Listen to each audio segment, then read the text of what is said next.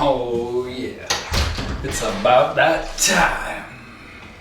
So hey YouTube, looks like I got a huge box today. I'm gonna set this camera up and make sure I've got the right angle. I apologize for the mess. Haha, get it? Because my name's Paul. Get it? Do you understand? All right, I need a knife. And here we've got a knife. All right, friends. So, this is the right way up. What the hell could this be? I do apologize again for the mess. I'm typically a little bit cleaner than this, but I haven't been in the studio much this week. And this just came, and I want to open it. Violence. Let's have it then. What could it be? This is actually pretty nicely packed. Okay, let's see here. Folks, what could this possibly be with this kind of a logo? I wonder what it could be. I'm realizing now that my shots aren't very good. Oh, that's huge. English, page 3, quick start. I will not quick start anything. I already know how this works. I will probably read this later on.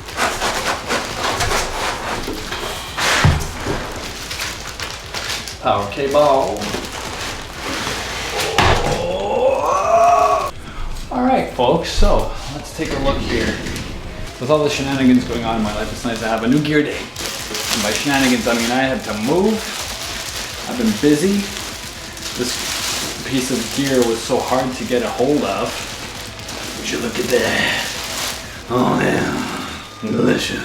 If you guys didn't get the memo, bought me a Kemper, and it's great. I'm really looking forward to making my cable management good now, because it's been so terrible for so long. So why did I get a Kemper? Why did I get rid of my Axe-Fx and my Rev? Well, I wasn't making much use out of the Rev, and the Kemper reasoning was because of the fact that I used one on tour, and I used a powered one, which is a little heavier than this. This is like really nice looking. The powered one did work for me for 30 days, for 26 shows. And I loved it. I fell in love with it like quite quickly. The fact that it was extraordinarily difficult for me to get a Kemper stage profiler in Canada is kind of ridiculous. All I wanted to do was throw money at Kemper, and I still have.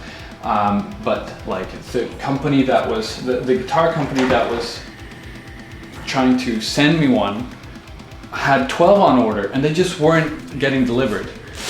And I think it came down to some kind of electronics issue. I don't really understand why it was so difficult. And so I kind of gave up and decided I'm not going to wait forever, and I'm going to get myself a Kemper because I really love the technology. I don't understand why it's so hard to get something shipped out. But anyway, let me just fast forward. The real question is, am I miserable that it doesn't immediately fit under my desk? What do you think? It's okay. I'm just gonna have to lift everything up by one standard measurement of my desk to fit this Kemper. I'm not really excited about it, but whatever. It's all good. So let's hear it.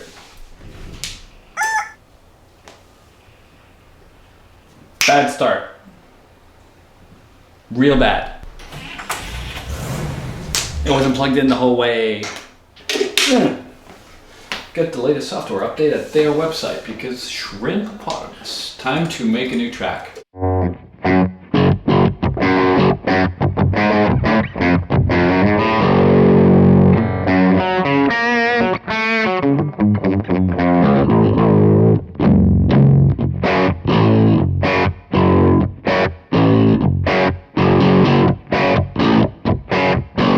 Well, that's an AC-20. That's the video, folks. So as I'm waiting for this rig manager to synchronize, I got the Kemper because the Axe-Fx just wasn't getting used in my house.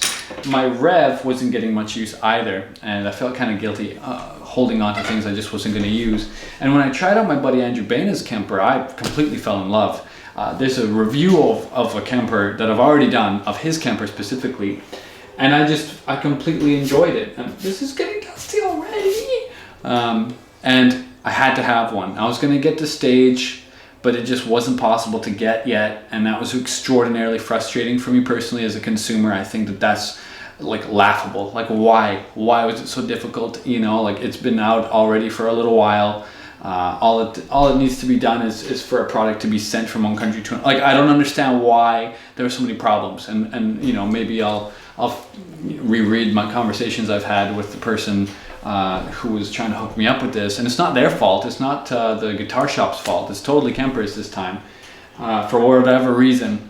So I'm not in love with that, but I had to have one, so I decided, if nothing else, I will get a rack mount here. It looks like this is finished loading, so let's try to load up a Fortin Fat Boy. Oh, I can hear the gain already. Let me turn down the master volume.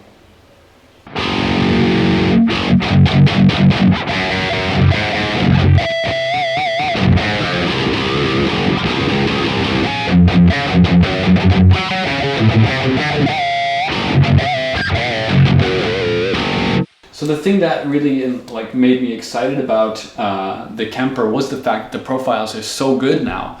Before, the Kemper was kind of just this fizzy sounding blah to me, honestly, like, just being really candid. And I'm super impressed. Like, this is, as you guys have seen in a recent video, like my favorite instrument. And if I can get a good tone out of it with this, I'm pretty damn happy already, let alone with other guitars. But so yeah, let me EQ this for a second.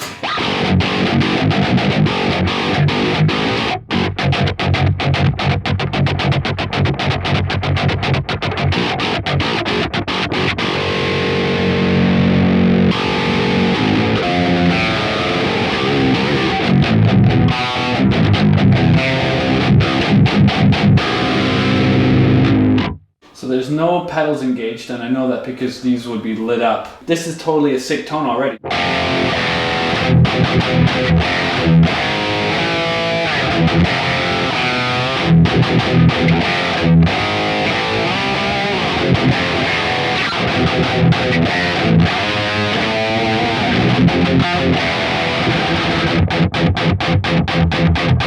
Like, that to me is just so natural. And remember that the Fortin amp that was profiled at Replicant Audio was Meshuggah #1, the amplifier Meshuggah #1. They only made like 50 or 100 of them, something like that. So this is like, it's fantastic.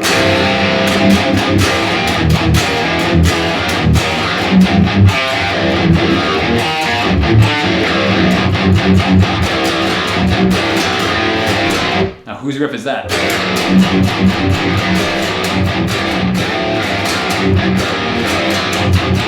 Some Ola England love. Ola is still like the best. He'll never see this video, but I love Ola. He's so cool. Such a nice guy to meet at NAMM awkwardly. That's the last interaction I had with him. It was uncomfortable. I basically budged the line. I was like, "Hey Ola, how's it going?" and treated him like a complete buddy. And there's a lineup of people there to see him. I felt like an idiot. So whatever, it doesn't matter. He's cool.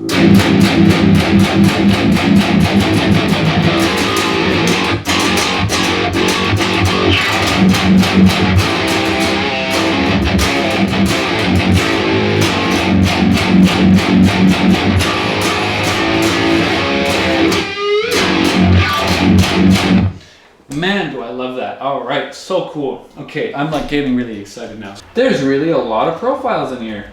I'm really enjoying this. Marshall Silver Jubilee.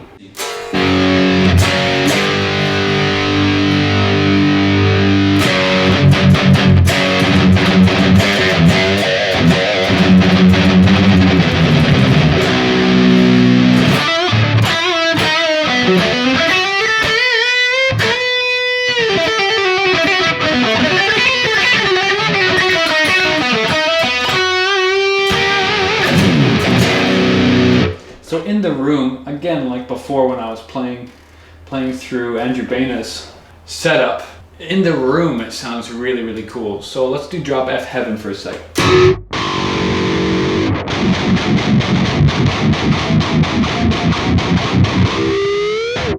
Yeah, I love it. I love it. All right, YouTube, that's all for now. You're definitely going to hear me play through this. I'm going to be recording all the Void Star music, all the guitar tones, and probably the bass tones too, with this, and a DI with the bass, because the Neural DSP Parallax is pretty sweet as well. I'm probably going to use a good combo of both, just to experiment. I haven't heard the bass through a Kemper before, so I'm going to try it out. That's all I'm trying to say. Will I use it on the final sound? You'll find out. I'll do a little docu vid, probably 5 minutes explaining that stuff. But hey, I'm gonna get cracking. I hope that you enjoyed this video. I'm so excited to just jam for the next 45 minutes. That's all I want to do. Just jam. It's a Michael Jackson song you should probably listen to, even though Michael Jackson had a checkered past. But the guy's deceased, so what do you do? I don't know. It's a social quandary. Talk to you later, YouTube. I've been Paul Oz. Cheers.